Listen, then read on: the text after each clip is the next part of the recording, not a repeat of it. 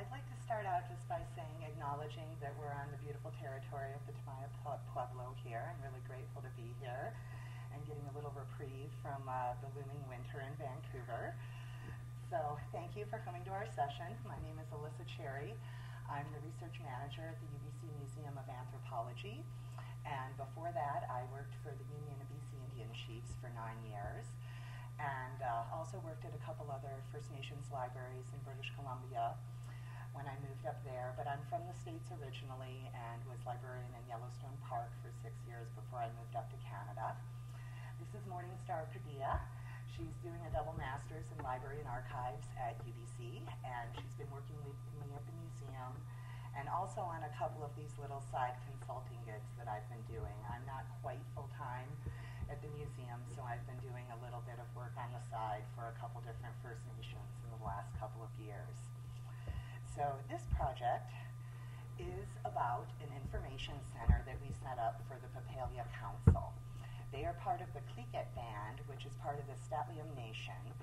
So it's a very large area north of Vancouver. Lillooet, the Cliquet used to be called the Lillooet Indian Band, and they are located in Lillooet, BC, which is about 4 hours north of Vancouver. Whistler's about halfway, if you might know about where that is. So territory is extremely beautiful. This is Seton Lake, which is on the way just a little bit south of Lillooet. And I picked this little PowerPoint theme because I was kind of shocked at how much it looked like Seton Lake. So yeah, it was very interesting when I saw that little theme. So the territory is just absolutely gorgeous. And this little structure here is a shishkin, which is a traditional earth house that they use for different purposes. So this project was kind of a long time in the going. Back in 2013, when I still worked for the Union of British Columbia Indian Chiefs, I got a call from these guys asking for advice and assistance, that they wanted to get a little resource center, a library, and archives established.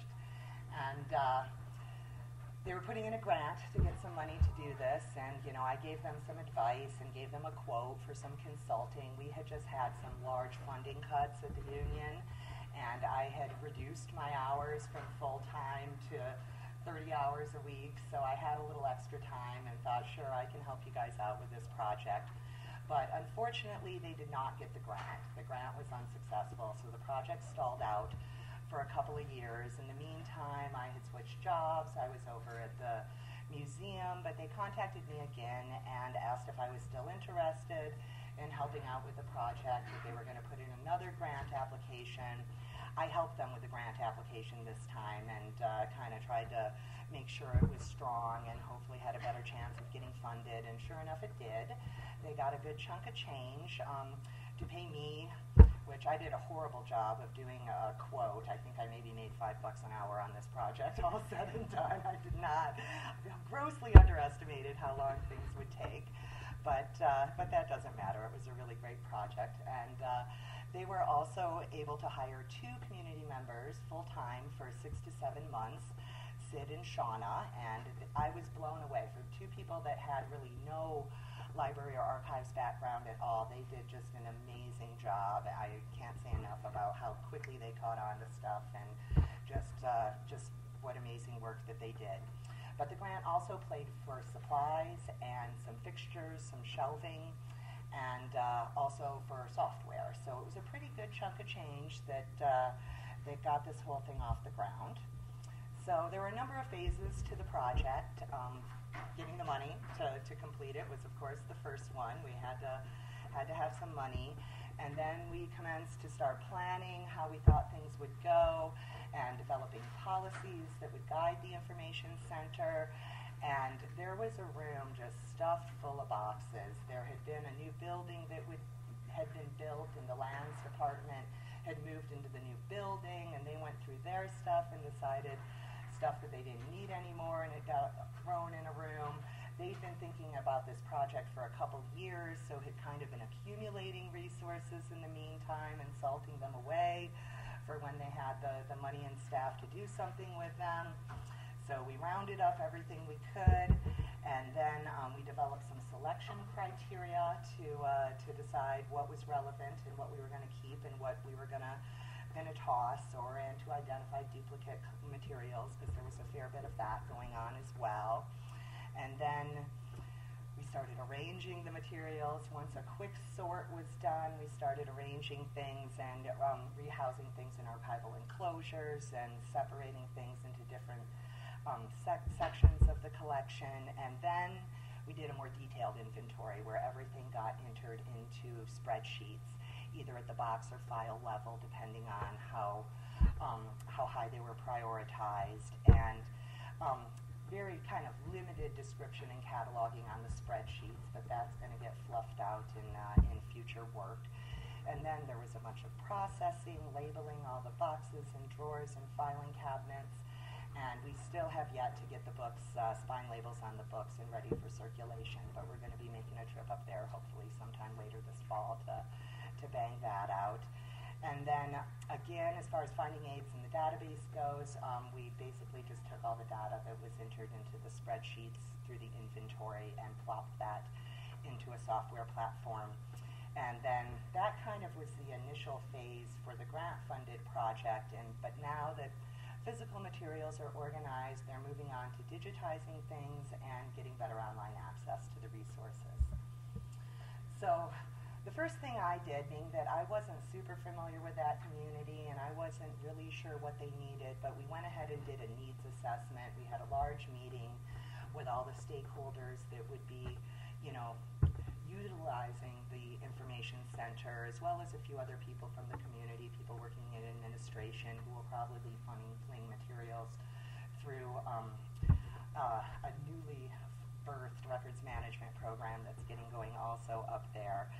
So, we did that informal meeting, and then I also did a survey that we distributed. I made the mistake of doing a paper survey because that was what people told me that they thought we'd get better response rather than trying to get people to do a online survey. But it was a lot of work to crunch the data and go through all the paper forms and then fill it into a spreadsheet to try to get an idea of what people what the consensus was on some of these questions. So currently, where people were currently getting their information was a pretty close split between the straight-up internet and files that they already had in their office. And my favorite thing that came out of that survey was a couple people, when they asked where they get their information, I loved the answer of their own memory, of their own memory or the memory of others. That really kind of struck me that, that of course that wasn't something I would put on a tick box, but of course that makes sense. There's a lot of, material, information tied up in people's brains, so I thought that was really cool. And not surprisingly, the most important, or the kind of information that people said was most important to them, or that they were accessing the most often, was information about the land and the resources on the land. So, going from what came out of the needs assessment and my couple of trips up there and talking to people, I developed a strategic plan to bang out the rest of this project. So we defined the goals of the project, and then I made some recommendations for moving forward of how I would attack this if this was all me and I was going to do this. I'd never have done a project like this before. I've managed a number of different libraries and archives, but I've never kind of started from scratch, started with just a room full of boxes and nothing else in place. So this was a new experience for me too. And being that I'm not from the community and I didn't really have a good idea, what I considered to be the most important recommendation was to get an advisory board pulled together. And we did do that. We came up with 3 amazing women. Some of, either have multiple master's degrees or PhDs, like incredibly brilliant women. And some of them with library experience, including Nora in this picture. She actually went to library school quite a long time ago. She's much older than you would imagine in that picture. I won't say how old she is, but she looks decades younger than she is. After that, we commenced to develop some policies to kind of be a framework for the management of the information center. So almost all of the policies have been finalized, and that advisory group really went through them with a fine-tooth comb. I'd worked at a number of institutions and sort of took what I thought were the best little bits out of the policies that I'd either been using or had developed in the past and tried to come up with something that was good. But they really made them their own and went through them all and made sure the wording was how they would phrase things and to make them accessible to the community. So in the end, I think we came up with a really good set of policies. The only one that has not been finalized is the user and access policy. The advisory group is in the process of trying to determine who's going to have access to what and what these levels of access are. So there's a little bit of tricky stuff, and that hasn't quite been distilled down yet. So that is still underway. And that's another reason why we haven't quite done what we plan on doing with Mercutu yet, is because we're not going to, go trying to set up all these protocols, and then we're going to have to go in and change all the user accounts and change the protocols on the assets that are in the system. So what we have going now is sort of just like a starting point, and once that stuff is distilled, we'll be going back and revisiting the way we have Mercutu set up. We also developed a whole bunch of forms and templates to be the kind of basic operating documents within the information center. So we came up with a fee schedule for things like reproductions and permissions. We came up with donation and gift forms, transfer forms. One thing that I've always struggled with in institutions I work with, I'll come in and there's a box sitting there and I don't know where it came from. I don't know who it came from. I don't know what's in it. So getting people to fill out a donation form with enough information to adequately describe this stuff is kind of tricky. So I'm a big fan of having easy to use documents. If I can get somebody to fill out an Excel spreadsheet listing what's in the box, I will try. But if not, at least a fillable PDF or something I can copy and paste off of into another thing I think is really useful. Even if it's just a form that people write on, that's better than nothing. But we gave them an options, depending on who's going to be transferring records. If we can get them to fill out the spreadsheet, try. If not, get them to fill out one of the other formats. And then just general stuff, a research or registration form, a loan form, more for long-term loans. We do have a circulation system set up for the library books, but if the cultural center wants to borrow something for an exhibit, that kind of thing, for loans forms. And just simple reproduction forms or a hold or recall form, all of that kind of basic stuff you would have in a library and archives. And as far as organizing the information, I had done, when I worked for the Union of BC Indian Chiefs, I did a revision of the Brian Deere classification. And we looked at a number of different systems that are out there. The First Nations Summit in BC kind of has developed a records management scheme. It's numeric by and large and quite detailed and honestly not terribly accessible if you don't have a records management background. It's one of those sort of typical numeric Western approaches to records management. So they didn't like that. I laid out a bunch of options for them. The first version of the Brian Deere that I did for them was still too big and crazy. It was going to be difficult for people to easily classify things. I was afraid they were going to be spending too much time thinking about where things would go. So we decided that I really needed to streamline these information categories and make something simple. It can always be made more detailed later, but we had a limited amount of time, only staffed for 6 or 7 months, and we wanted to have something that, was pretty straightforward and easy to be applied. So the Brian Deere system, some of you may have heard of it, and some of you maybe have not. It was developed by a guy named Brian Deere back when he worked for the National Indian Brotherhood, which is now the Assembly of First Nations in Canada. Originally, it was sort of more of a records management, archival records arrangement. It was applied to the various different portfolios that people were working on at the NIB, but it was later adapted to be used for library collections, and it was used for the AFN library. It was implemented in the early 80s at the Union of BC Indian Chiefs, where I lived, and there's a handful of other nations that are using it. And Camille, who's in this room, also developed a model that can be used as kind of a national model for Canada. as well. So that's a little bit of background on this system that was developed. So really simple information categories, and because this was something that we wanted to use for both the library collection and the archival materials, I did tweak it a little bit. Like normally the A's in the Brian Deere are your reference section, but when we were applying it for this, we just made that administration. And as far as the information that was accumulated to be the basis of this information center, there weren't a ton of admin records. These were more research records that had research information. But there was a little bit of employment and personnel records, but this is just a draft, and much like the levels of access, the advisory board is working on developing this further and making it more their own. One thing I would love to see happen is to incorporate their language in it a little bit. It might blow up a little bit of the elegance and alliteration that's in this in English, but I think it would really make it more meaningful for the community, so that all of the people on the advisory board are fluent speakers, so they're looking at that as well to see what we can do to incorporate the language right into the classification system. So it's really simple. And I gave them options. If you look closely at this, there are a couple little notes, like, I put L, the lands and waters, in L this time, rather than historically they had been in the N's in the Deer. So there's little notes, like that can be, we could also put it in the N if you like that better for, like natural resources or something like that.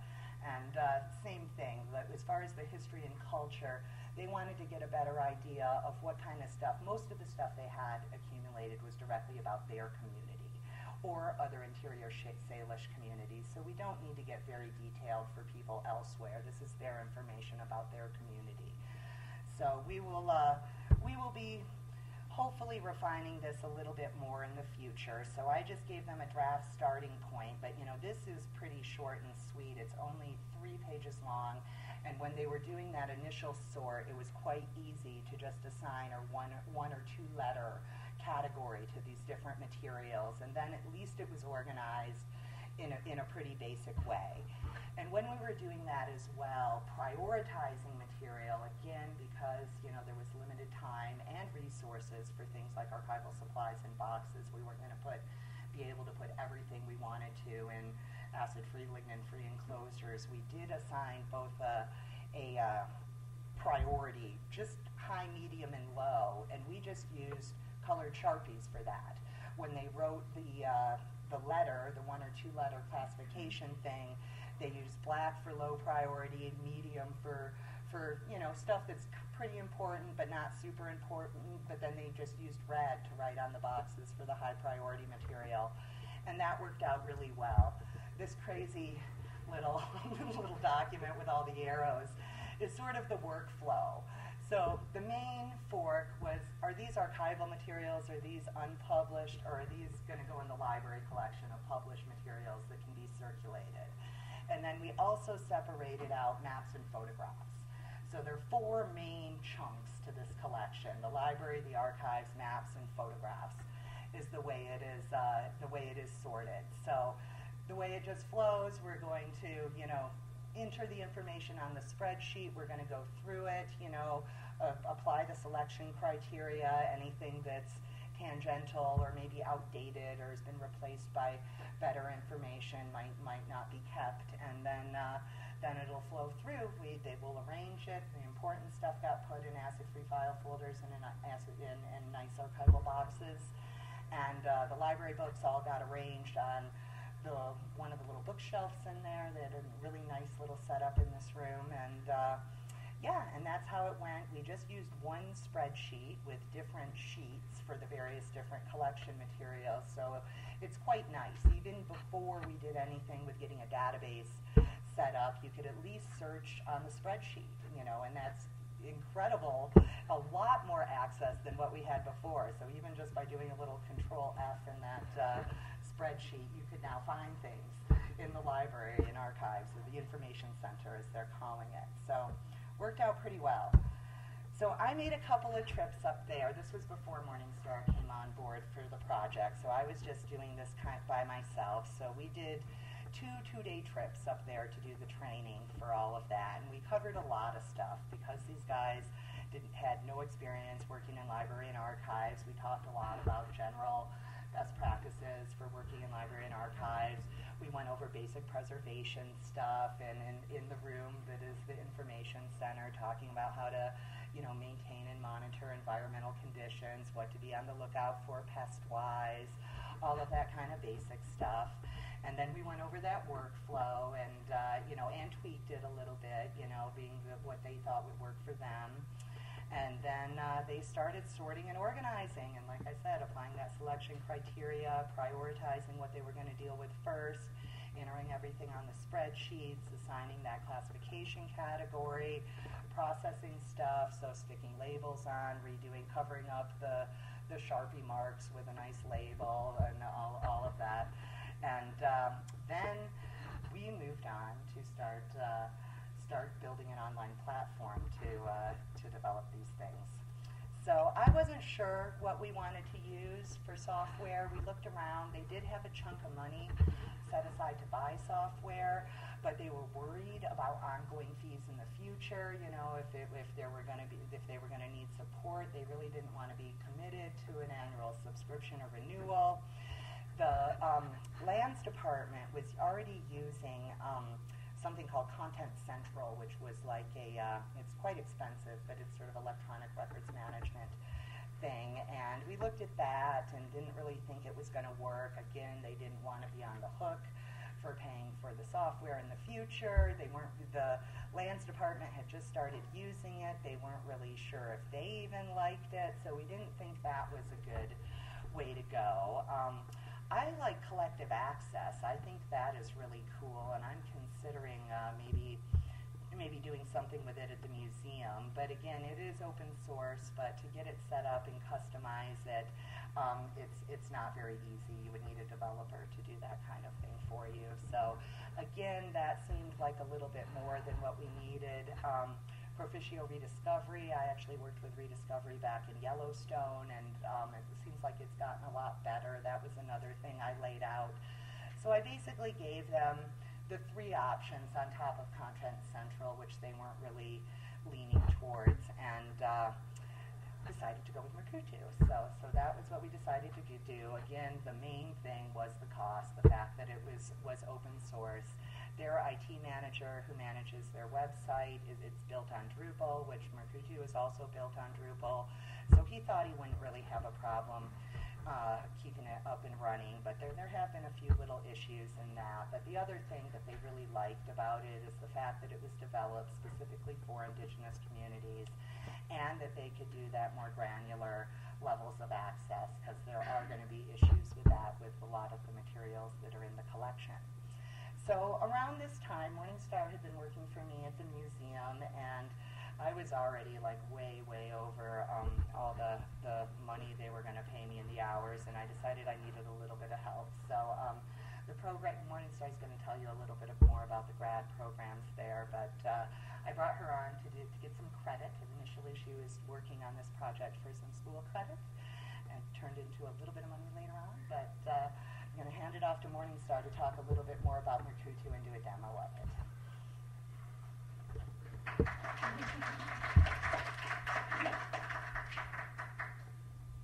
So I am going to do a little demo of what we have going on in Mukutu, which is really exciting this morning because it has actually been down for a few days, and it just came up for us this morning, so we're very thankful about that. Thank you.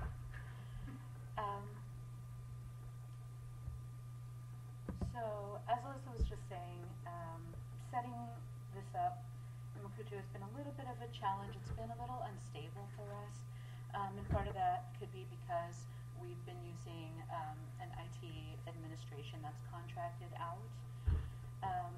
And so the guy who's been working on it isn't entirely sure why it's been going down from time to time. But we went this way basically because it was a better option to keep the data and information stored in Canada as opposed to have it hosted in the States. So for reasons related to data sovereignty, it was a better option to have it worked on through a contracted IT administrator. But it is up and running today, which is great. This is our landing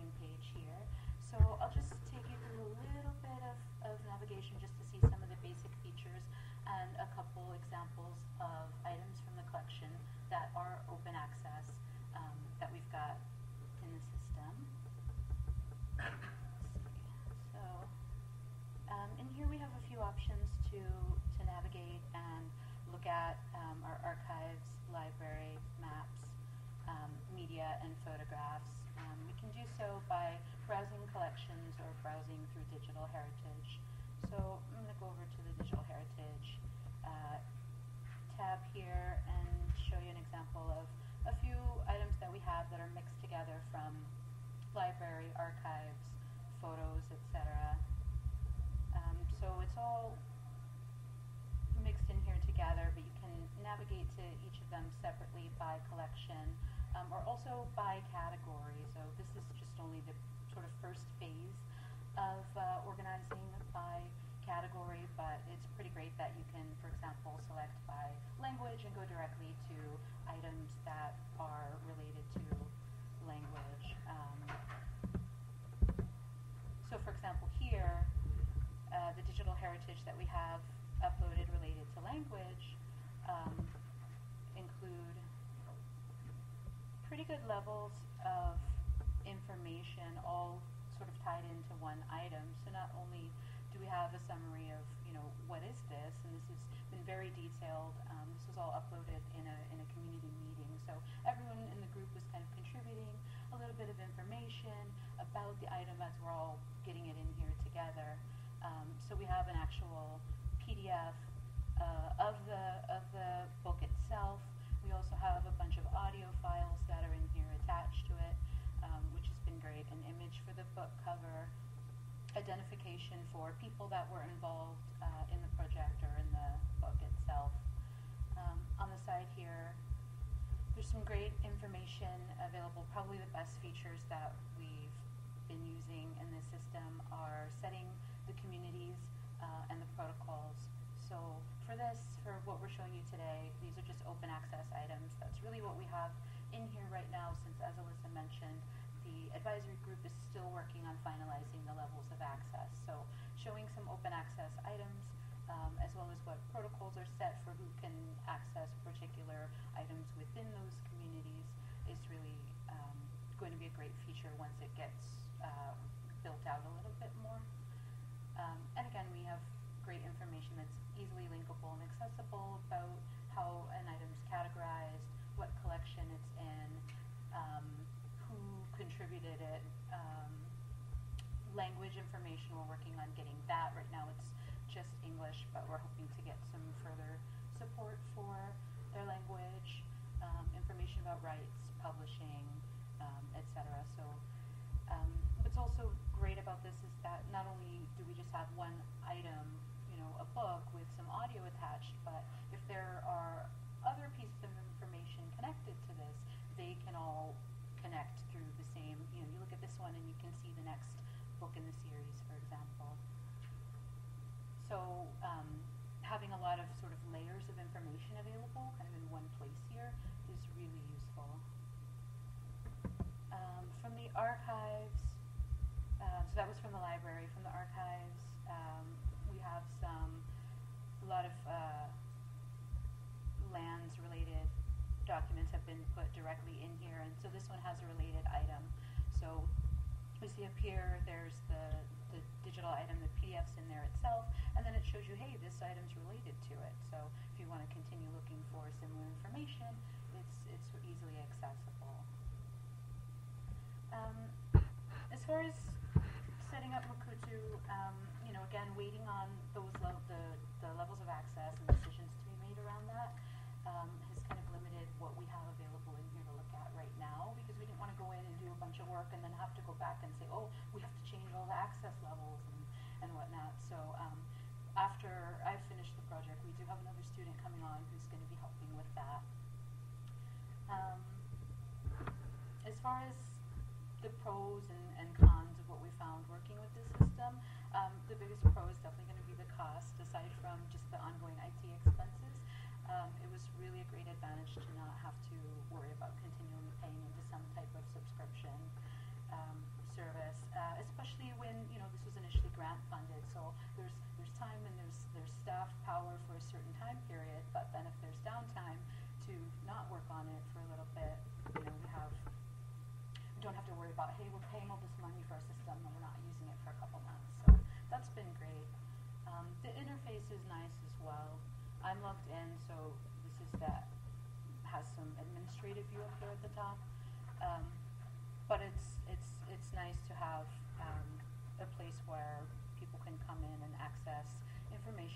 appropriate for them to access, whether that's public or internal. The levels of access, as I mentioned, is a pretty great pro once we get that built out a little bit more, and then being able to really layer a lot of information into a single item, into really items together has been really great. Some of the challenges that we've experienced with setting this up have been the ease of use. It's a little bit slow getting information into the system. We've had some inconsistencies with sort of errors. You know, you go to upload a spreadsheet, one time it works. You go to do the same exact thing 5 minutes later, and there's an error. And so that can make it really slow, whether you're putting information in here as sort of a single item, one book at a time, or as a spreadsheet full of a bunch of information. It took a little bit more time than we anticipated to just get information into the system. And that's also with, once the information's in the system, when you're navigating to make sure that it's really accurate and has what you want in there, it can be also a little cumbersome because there's a lot of pages you have to click through, a lot of steps that you have to go through to really finesse a single item. So again, it's a little slow. Customization is another issue. We would love to have something like a search bar right here on the main page when you get there, so we can go directly to looking for a particular subject or what have you. The browse functions are nice, but you know, some options like being able to resize the logo up here in the corner. We spent so much time trying to resize that logo. Way too much time trying to resize that. So a few things like that, without having to go deep into the back end and have staff or people who are working on the project spend a lot of time tinkering around. It would be nice to have some easy access options right up front. Another challenge was in training. So while there are some good resources that the developers have already available online, really we found that, you know, with projects like this, sometimes there's not really one dedicated person who's going to be working on it for a long period of time. You know, I'm a student, I'm working on it for a few months, and then I'm going to pass it on to somebody else. You know, a staff from the community are there on a grant, so there's a set of people working on it for a few months. But when they move on, how easy is it going to be to pass on to the next people who are going to be working on it? And what if that's maybe a few months or, you know, 6 months, a year down the line? Is it going to be simple and efficient for someone new to come in and figure out how to use this system and what's been going on? So because of that, and because it is very detailed work, we created our own user manual, basically, to help kind of shortcut and create something that's going to also be more sort of sustainable for them down the line, that there doesn't have to really be someone there, you know, getting someone on board to how to use this, that a manual can do part of that job by giving clear instructions and also some troubleshooting, you know, letting people know about some of the issues and things that we ran into so that they're aware of how it all works. And then, you know, some issues to think about ongoing are things, as I've mentioned a little bit, like organizational capacity, especially when projects like this are grant funded and there may not be a dedicated, you know, staff person or people working on it over a long period of time.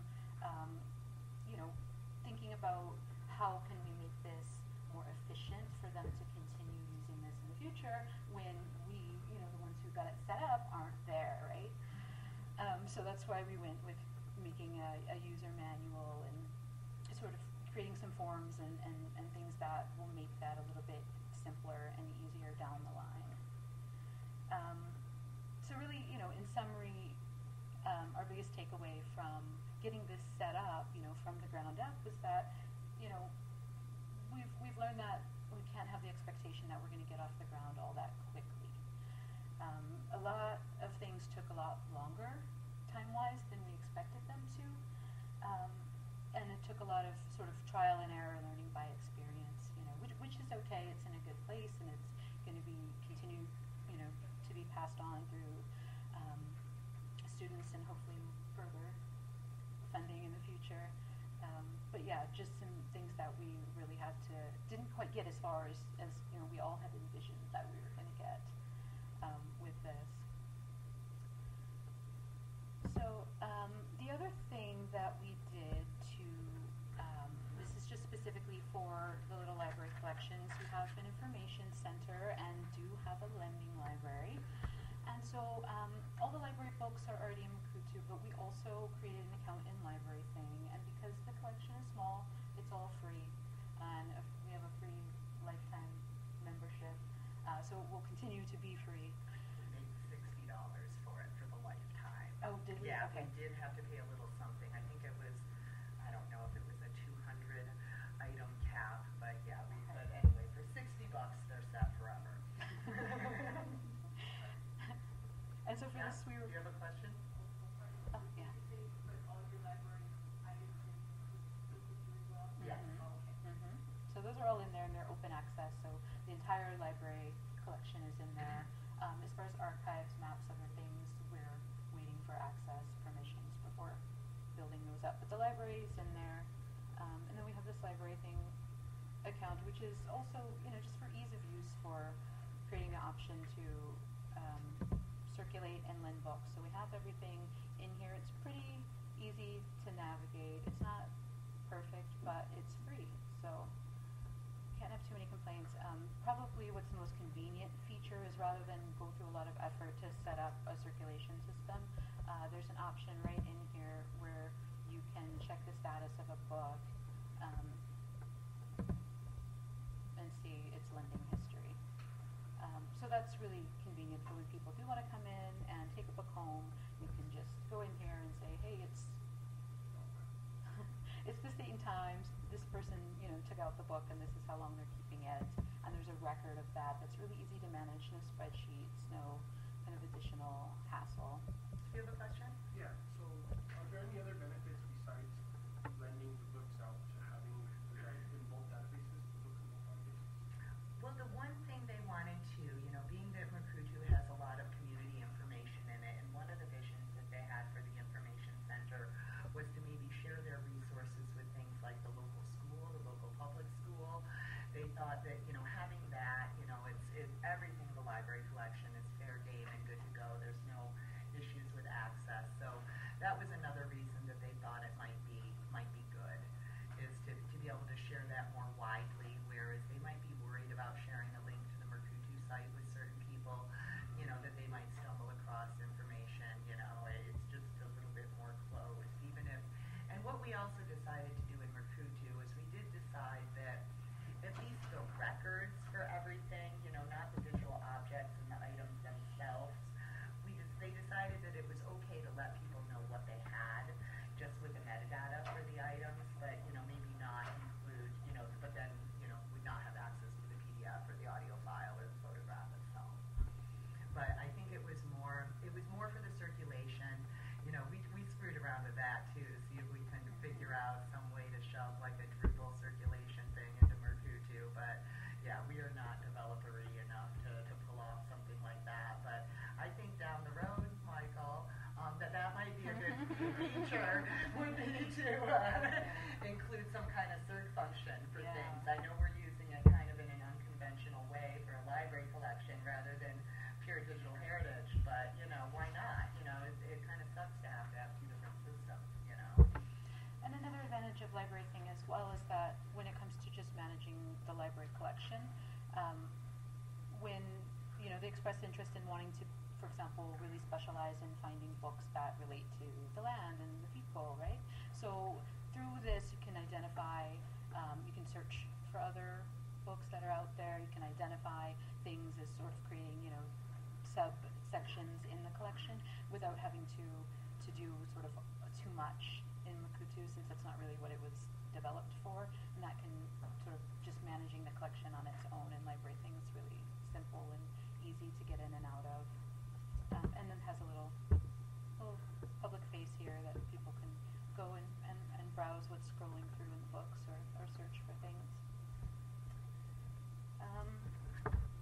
And then lastly, so going back to talking about how I got involved in the project, as Alyssa mentioned, I'm a graduate student at the University of British Columbia, currently in the School of Library, Archives, and Information Studies, doing a double master in Library and Archive Studies. And part of the reason that I chose to go to UBC, aside from the low price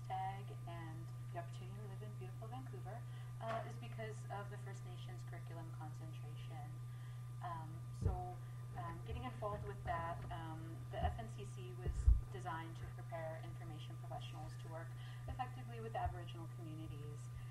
And so a big component of that is experiential learning with Indigenous-oriented information communities. So that's how I ended up doing this as a professional experience project and got credit for it. So I did that this past spring, and now it's been passed on to Carlene, who's another student in the same, or she's in the MLIS program, and is working on this as well.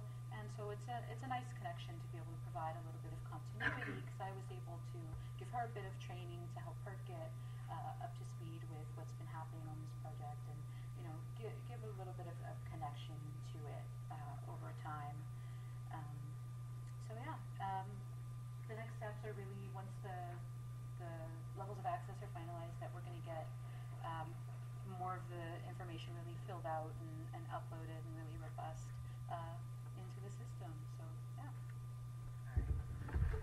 One other little thing that I wanted to show you about Mukutu is because we don't have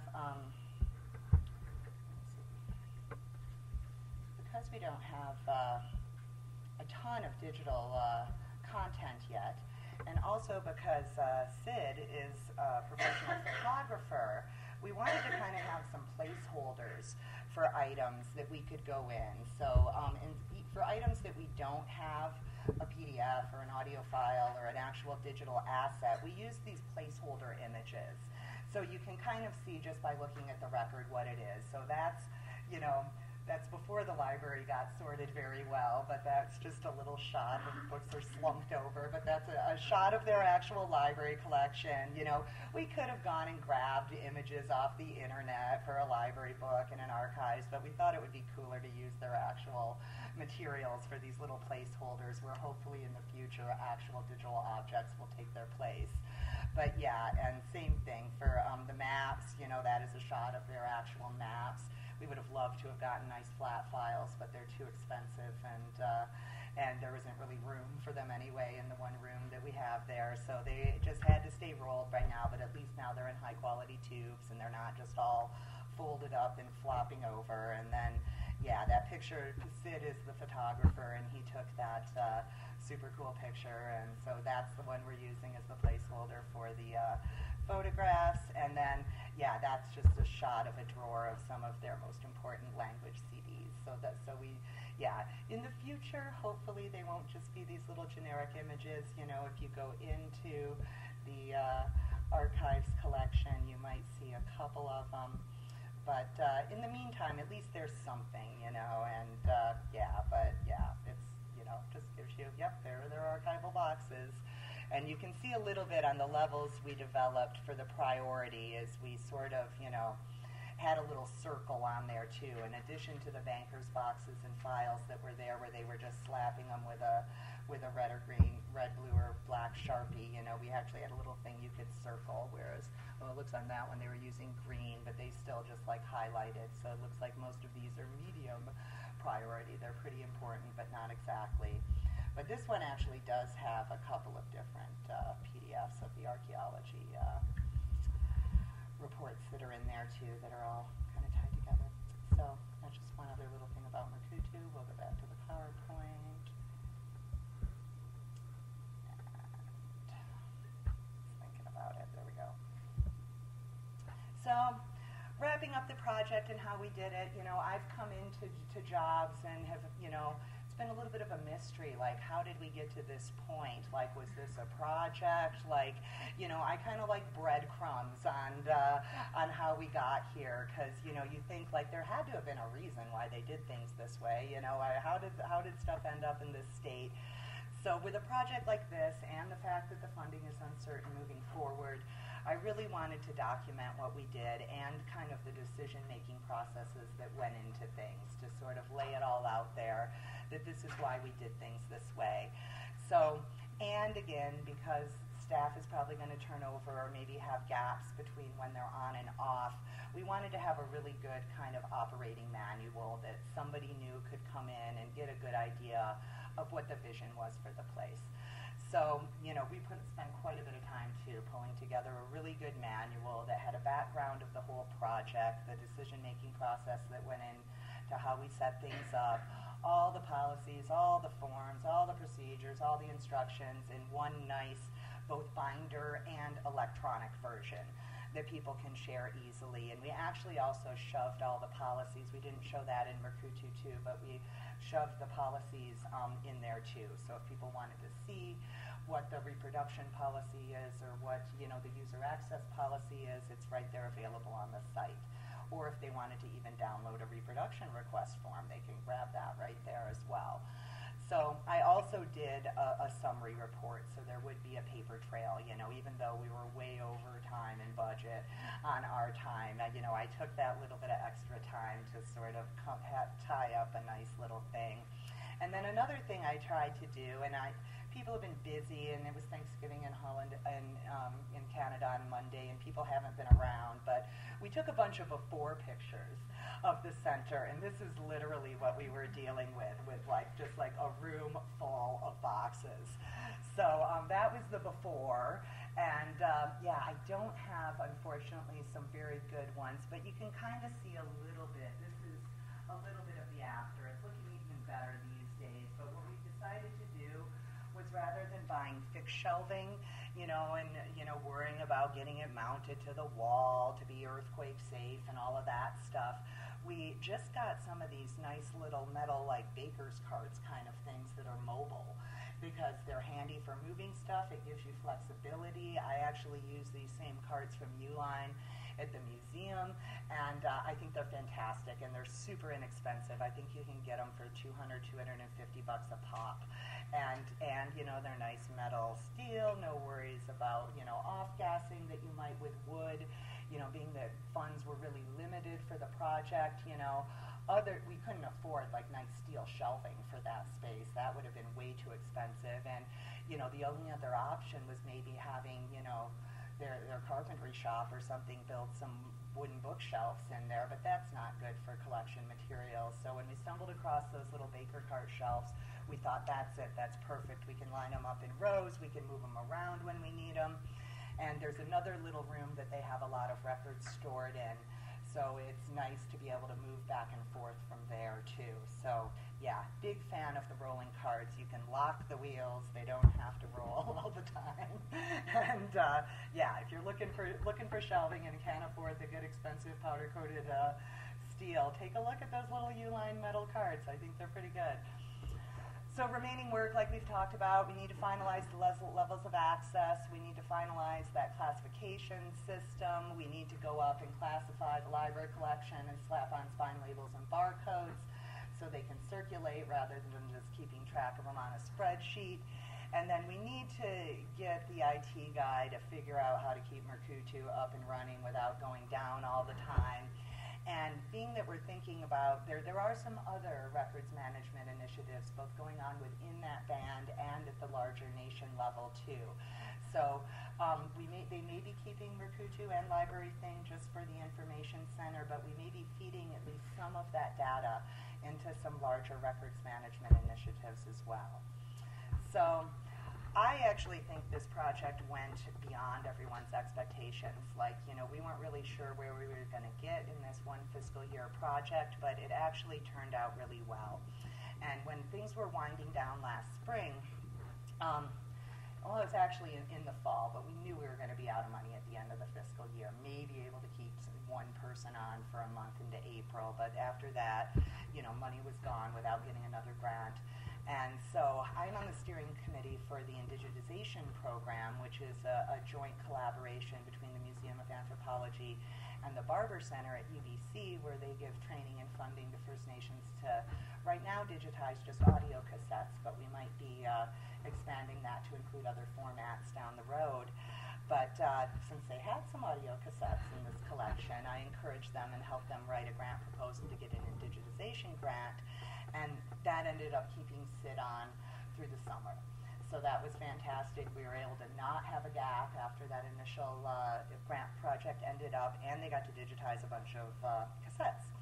So here are Sid and Shauna at Training Week, and this is Jerry Lawson showing them how to either do a splice or transfer the tape to another case if the case is broken, something like that. And it's not just digitization training, when people come, we try to introduce people to other faculties and departments on campus that might be useful or that could be resources for people in the program. And this is kind of a cool picture right here, because you can see right here, this is the new Indian Residential School History and Dialogue Center that wasn't quite finished when this picture was taken. It was still a construction zone there. But it was kind of a cool picture when I saw that one. I'm like, oh, look at that's the residential school building right behind those guys. So kind of a neat shot. But we were actually over at the iSchool in this picture for a lunch. They hosted a lunch for all the indigenization participants. So that is where Morningstar is based out of for her program. So, and that went well. That project is done now. They did a fantastic job digitizing their audio cassettes, and now Carlene is going to be adding that audio to Merkutu. So that's what's happening this fall. So in addition to this, it really worked out kind of cool that I think this little project that the Padilla Council got going got people thinking about other stuff. And I mean, there's a need in a lot of communities for a project like this. But just a few months ago, I was put in touch with a guy where they got another grant where they're doing a larger data management project for the Lillooet Tribal Council, which includes the 6 northern communities of the St'át'imc Nation. So they are, it's pretty good that we did not finalize that classification system yet, because they are looking at using that as the classification for this larger data management project. So in addition to the advisory board taking a look at it and making it more relevant for the information center, we're going to be taking a look at it and see how we might be able to tweak it to be something that could work for at least the 6 northern communities, if not the entire nation of 11 communities. And just kind of coincidentally after, probably not coincidentally, but like through this project, the Lands and Resources Department of the Lil'wat Nation, which is one of the 5 other southern bands in the St'át'imc Nation, they actually didn't even have to get a grant. The director of the Lands Department was successful in lobbying the administration that this was needed, and she just got core funding to do a data and information project, which is wonderful because there's no deadline, there's no reporting, other than showing that we did something. So we're in the process, and Morningstar is working with me on that. She's now working as a consultant, not a student. She's actually getting paid to work on this project instead of just doing it for credit. And so we're doing another project for the Lil'wat Nation that'll be similar. And again, we might be looking at using that same classification system and tweaking it there. And again, coincidentally, the administration there, not just the Lands and Resources Department, but the entire administration is doing an electronic records management project. So I believe they're using a system called iCompass. But it's great that the work that we're doing with the Lands Department is going to be able to feed into a larger records management initiative for their band. So that's really all we have, and we're happy to answer questions. I think we only have 5 minutes or maybe a few minutes left.